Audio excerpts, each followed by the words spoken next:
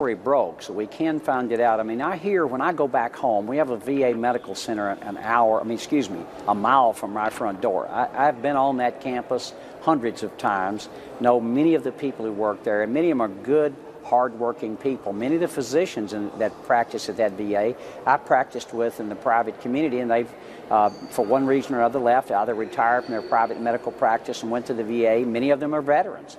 So there's good care being given at a lot of veterans hospitals. What happened in Arizona, if it's true, is truly troubling, where you have a metric out there that says, okay, if I meet all these standards, I as a director or many of the people who are under me make a bonus.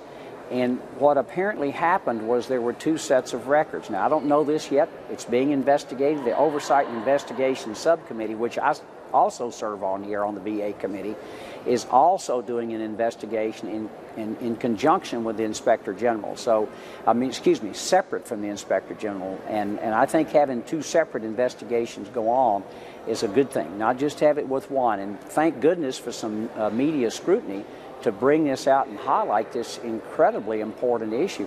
Look, I mean, there's a trust. Wait a second, Congressman Rowe, I got to jump in with this. This president knew about the problems at the VA from when he was in transition, when he was the president-elect. Remember when he had that office of the president-elect? His transition team was told about this. In 2009, after inauguration, was his priority getting this fixed or getting Obamacare passed? Oh, no, there's no question. It was the agenda were two things. Okay. One was get cap and trade passed, and two, which finally didn't get through the Senate, and getting Obamacare passed. Listen, this ought to be a news flash for every citizen in the country.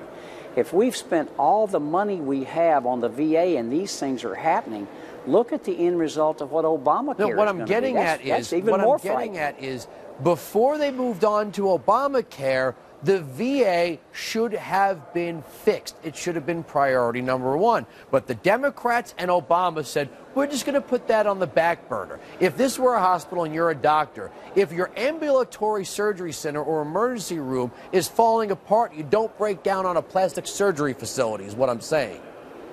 That's absolutely correct. You fix the problem that's there. This problem is not fixed.